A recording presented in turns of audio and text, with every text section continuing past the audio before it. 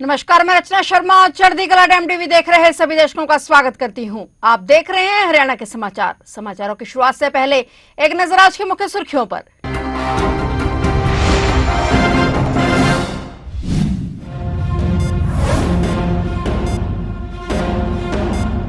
NDRF का 21वां स्थापना दिवस, मुख्यमंत्री नायब सिंह सैनी ने दी बधाई। मुख्यमंत्री सैनी ने एनडीआरएफ की सेवा को किया सलाम।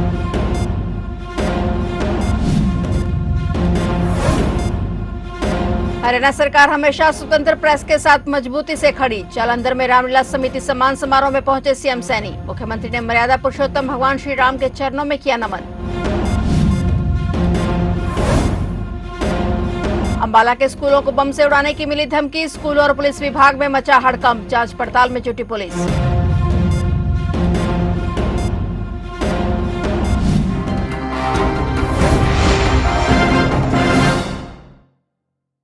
और अब समाचार विस्तार से।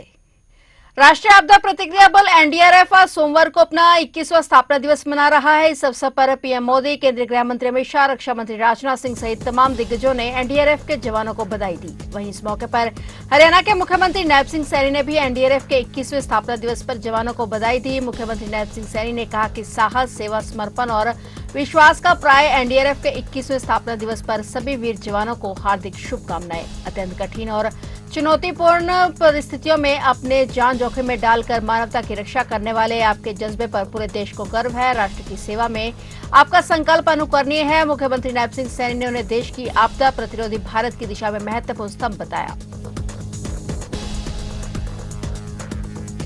हरियाणा के मुख्यमंत्री नायब सिंह सैनी ने कहा कि हरियाणा सरकार हमेशा स्वतंत्र प्रेस के साथ मजबूती से खड़ी है। लोकतंत्र में मीडिया चौथा स्तंभ होता है और अगर कोई यह सोचता है कि वह दबाव के माध्यम से किसी मीडिया संस्थान को डरा देगा तो वह उनकी एक भारी भूल है, क्योंकि सत्य की आवाज को कभी दबाया नहीं जा सकता। मुख्यमंत्री नायब सिंह सैनी ने जालंधर में आयोजित रामलीला समिति सम्मान समारोह में बतौर मुख्य अतिथि शिरकत की। इस अवसर पर उन्होंने हरियाणा, पंजाब एवं चंडीगढ़ की विभिन्न रामलीला समितियों के पदाधिकारियों को और कलाकार बंधुओं और अन्य समाजसेवी व्यक्तियों को भी सम्मानित किया। मुख्यमंत्री नायब सिंह सैनी ने मर्यादा पुरुषोत्तम भगवान श्री राम के चरणों में नमन करते हुए कहा कि रामलीला केवल एक मंचन नहीं, यह हमारी संस्कृति की संजीवनी है। उन्होंने इस प्रकार के आयोजनों के लिए श्री रामनवमी उत्सव समिति की सराहना की। मेरा ये परम सौभाग्य है कि आज आप सबके बीच में आने का मुझे अवसर मिला है। सबसे पहले मैं मर्यादा पुरुषोत्तम श्री राम के चरणों में मैं नमन करता हूं, उनको कोटि कोटि प्रणाम करता हूं।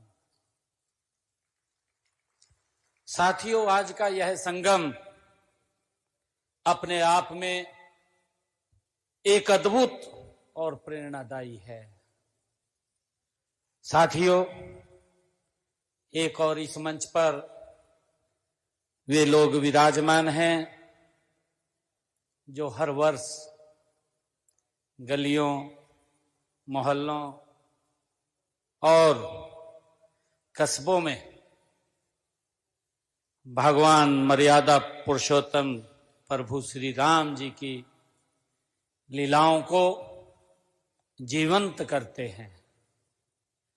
साथियों, मेरे लिए ये बहुत ही सौभाग्य की बात है कि दूसरी ओर वह संस्था है जिसने दशकों से समाज में सत्य, निर्भीकता और नैतिकता की मर्यादा की रक्षा के लिए अपना सर्वस्व अर्पित किया है। साथियों, इस अवसर पर मैं सभी सम्मानित होने वाले कलाकार बंधुओं को भी हार्दिक बधाई देता हूं, उनको शुभकामनाएं देता हूं। साथ ही इस आयोजन के लिए, क्योंकि हर वर्ष ये भव्य आयोजन होता है, मैं इस आयोजन के लिए श्री रामनवमी उत्सव कमेटी, उस समिति की भी सराहना करता हूं जो हमारे कलाकारों को यहां हर वर्ष सम्मानित करते हैं।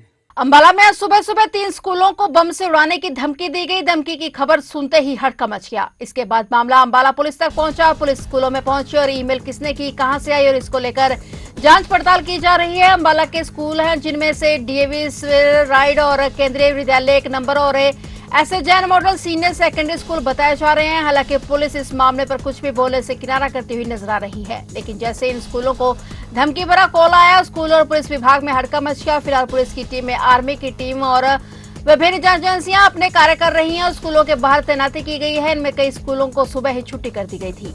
8:22 पे एक ईमेल रिसीव हुआ और मैं डीएवी रिवर साइड से हूँ और उन्होंने थ्रेट दिया है बॉम्ब ब्लास्ट का और पुलिस को इन्फॉर्म कर दिया है। पुलिस उसी टाइम पे आ गई, सतर्क है और हम भी अलर्ट हैं, मीडिया भी अलर्ट है, तब ये सारे आप यहाँ पे पहुंच गए हैं। क्या प्रिकॉशन लिया जा रहा है इसको? अभी फिलहाल तो अलर्टनेस है, चेकिंग हो गई है, एक बार थॉरो देख लिया है। बच्चों की प्रेजेंस हमारे सामने हुई क्योंकि हम सारे गेट पे होते हैं, ऑलमोस्ट डेली का रूटीन है। तो ऐसा कोई अनवांटेड एलिमेंट ना अदरवाइज आता है ना आया है, तो हम सब अलर्ट हैं, पुलिस अलर्ट पे है और मुझे लगता है आप सबके होते हुए हमें किसी चीज से डरने की जरूरत नहीं है।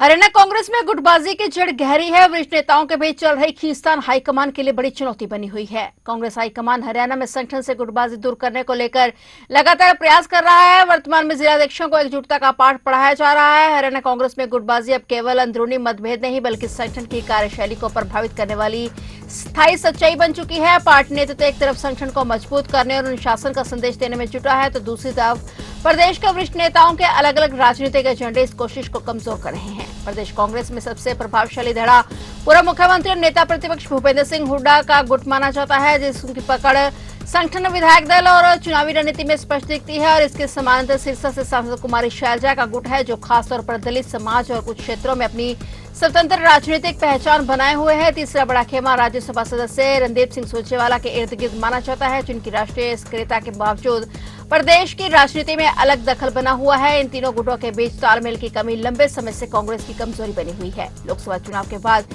संगठन विस्तार के समय लोकसभा में नेता प्रतिपक्ष राहुल गांधी ने साफ शब्दों में कहा था कि गुटबाजी बर्दाश्त नहीं की जाएगी। निर्देश थे कि पद और व्यक्ति से ऊपर पार्टी हित को रखा जाए, पर अब तक ऐसा देखने को नहीं मिला है। सोनीपत जिले में आज सुबह भूकंप के झटके महसूस किए गए। सुबह 8:44 पर आए इस भूकंप की तीव्रता रिक्टर स्केल पर 2.8 मापी गई। भूकंप का केंद्र नॉर्थ दिल्ली रहा, जिसका असर सोनीपत और दिल्ली से सटे हरियाणा के क्षेत्र में भी देखने को मिला। झटका लगते ही लोग घरों से बाहर निकल आए। भूकंप 8:44 पर नॉर्थ दिल्ली और आसपास के क्षेत्रों में महसूस किया गया। नेशनल सिस्मोलॉजी सेंटर के मुताबिक इसका केंद्र धरती के 5 किलोमीटर नीचे रहा और 3 दिन पहले भी सोनीपत जिले के गोहाना क्षेत्र में भी भूकंप के झटके महसूस किए गए थे। लगातार आ रहे झटकों से लोगों के बीच डर का माहौल बना हुआ है।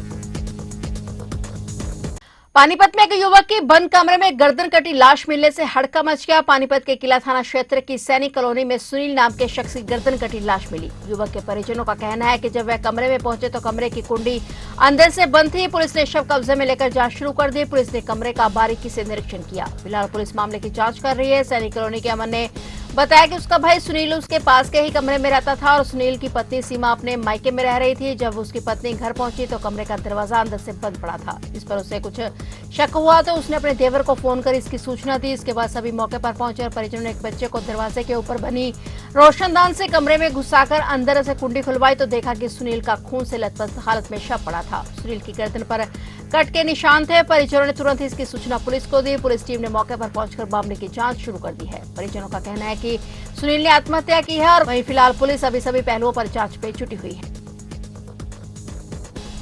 पंजाब एवं हरियाणा हाईकोर्ट ने गुरुग्राम में अस्थायी रूप से कुर्क की गई संपत्तियों की बहाली को लेकर करीब 2000 होम बायर्स को संभावित राहत का संकेत दिया है। हाईकोर्ट ने इस संबंध में प्रवर्तन निदेशालय से हलफनामा दायर करने के निर्देश दिए हैं, जिसमें स्पष्ट किया जाए कि क्या होम बायर्स के दावों पर विचार के लिए किसी सेवानिवृत्त हाईकोर्ट न्यायाधीश की अध्यक्षता में एक समिति गठित की जा सकती है। चीफ जस्टिस शील नागू और जस्टिस नीरजा कुलवंत और कलसन की खंडपीठ ने यह निर्देश एक होम बायर की ओर से दायर याचिका पर दिया। याचिका गुरुग्राम के सेक्टर 37 डी और कई गांवों में प्रस्तावित एक आवासीय परियोजना से जुड़ी है। सुनवाई के दौरान प्रवर्तन निदेशालय की ओर से यह दलील दी गई कि होम बायर्स की संख्या काफी अधिक होने के कारण प्रत्येक दावे पर अलग अलग सुनवाई के बजाय किसी सेवानिवृत्त न्यायाधीश की अध्यक्षता में एक बहाली समिति का गठन अधिक व्यवहारिक होगा। इस पर हाईकोर्ट ने ईडी को हल्फनामा दाखिल करने को कहा और मामले की अगली सुनवाई अब 10 फरवरी को होगी।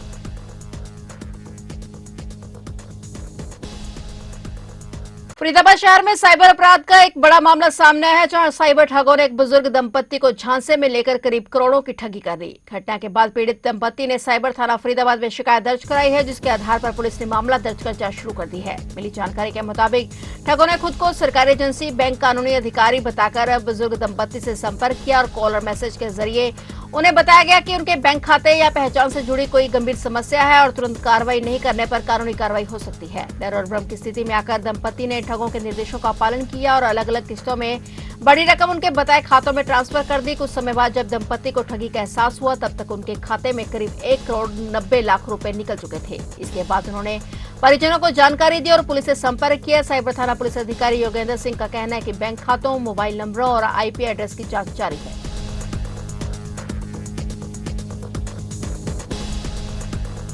कैथल भाजपा जिलाध्यक्ष ज्योति सैनी ने जीराम जी पर प्रतिक्रिया देते हुए कहा कि ग्रामीण विकास और रोजगार पर केंद्रित इस योजना के तहत मनरेगा में 100 दिन से बढ़कर 125 दिन का रोजगार देने का दावा किया जा रहा है। कैथल भाजपा जिलाध्यक्ष ज्योति सैनी ने कहा कि मनरेगा को भ्रष्टाचार मुक्त करने और उसे सम्मान अधिकार देने की योजना बताते हैं, जिसे गांवों को सशक्त बनाने पर जोर दिया है। उन्होंने कहा कि इस योजना से गरीबी घटी है और आत्मनिर्भर गांवों की नींव मजबूत हुई है। बिल्कुल, भारतीय जनता पार्टी और हमारे माननीय प्रधानमंत्री नरेंद्र मोदी जी और हमारे माननीय मुख्यमंत्री श्री नायक सिंह सैनी जी के नेतृत्व में विकास तोड़ कार्य हो रहे हैं और नए जो भी कार्य हो रहे हैं वो सभी धरातल पे उतारने का भी काम कर रहे हैं। तो हम कभी हर महीने नई योजनाएं आ रही है। जैसा कि आप सभी जानते हैं कि अभी हमारे प्रधानमंत्री नरेंद्र मोदी जी के नेतृत्व में VBG राम जी विकसित भारत गारंटी फॉर रोजगार एवं आजीविका मिशन विधेयक 2025 संसद में पारित हुआ है। तो उसको लेकर भी एक नई योजना आई है। उसमें जैसे कि मजदूर वर्ग हैं, उनको पहले 100 दिन का रोजगार मिलता था, तो अब 125 दिन का वो कर दिया गया है। तो उसमें हमें अर्थव्यवस्था, ग्रामीण जो अर्थव्यवस्था है वो मजबूत बनेगी और लोगों को, गरीब लोगों को जो रोजगार मिलेगा। जी बिल्कुल, अभी एक नई योजना आई है और उसमें सबसे जो गलियां बनेंगी विकसित भारत के तहत, तो सबसे ज़्यादा गलियां हमारे यहाँ पे कैथल की योजनाओं में आई है, तो वो बनेंगी। जी बिल्कुल, संगठन के लिए भी हमारी भारतीय जनता पार्टी लगातार कार्य करती रहती है और संगठन का विकास संगठन हमारे जो भारतवर्ष में है, भारतीय जनता पार्टी का जो संगठन है सबसे मजबूत है और सबसे बड़ा है। फिलहाल हरियाणा के समाचारों में इतना ही और नए समाचारों के साथ फिर से हाजिर होंगे। तब तक के लिए देखते रहिए चढ़ती कला टाइम टीवी और मुझे दीजिए इजाजत। धन्यवाद।